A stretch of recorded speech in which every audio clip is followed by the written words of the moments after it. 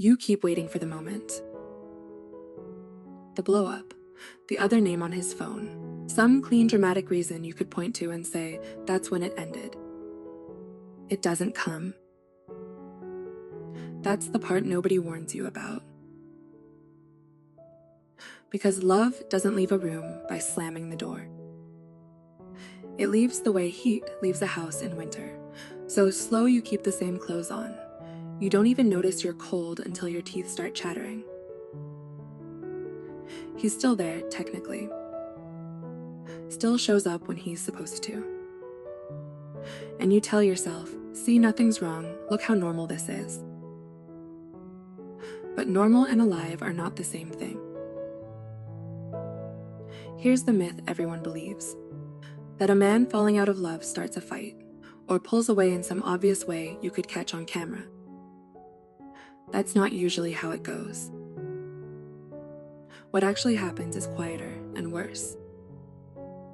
He stops asking questions he already knows the answer to, just to hear you talk.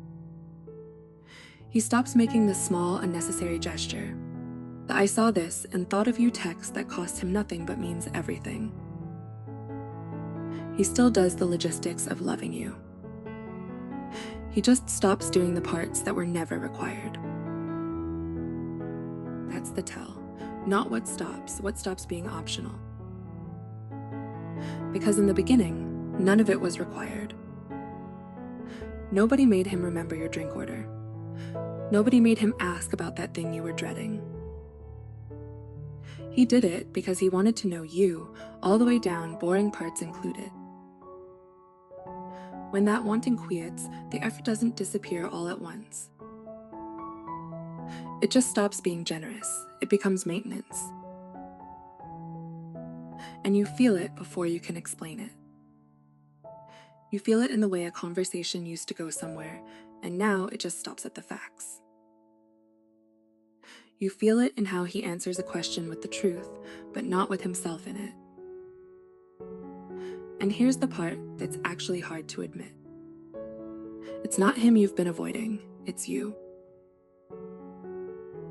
Because some part of you clocked this weeks ago, maybe months.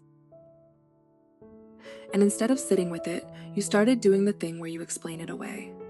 Maybe he's just stressed. Maybe it's work. Maybe I'm reading too much into it. And sometimes that's true. People go through seasons. But there's a difference between someone who's distracted and still trying to find his way back to you, and someone who's just quietly stopped reaching. You can tell the difference with one question. When you bring it up, does he get curious or does he get defensive?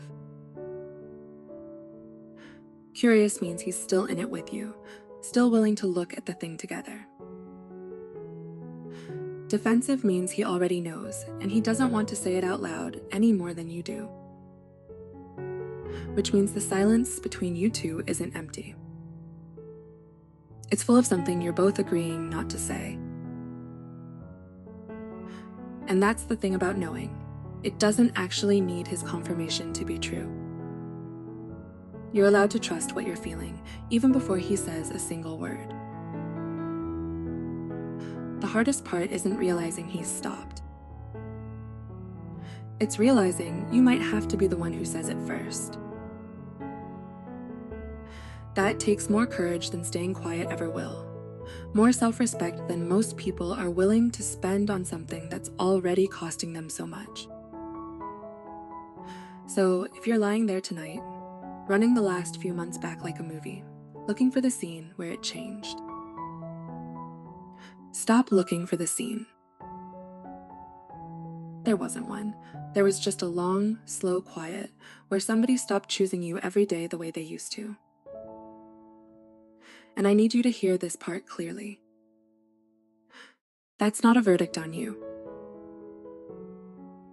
Love ending doesn't mean you weren't worth loving. It means two people's wanting stopped matching up, and that happens to good people in good relationships, more often than anyone admits. You don't have to fix it tonight.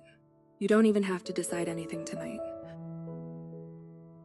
Just stop arguing yourself out of what you already know.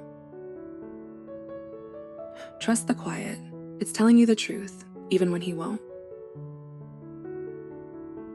He may never sit you down and say the words. He may never say it. But you just did.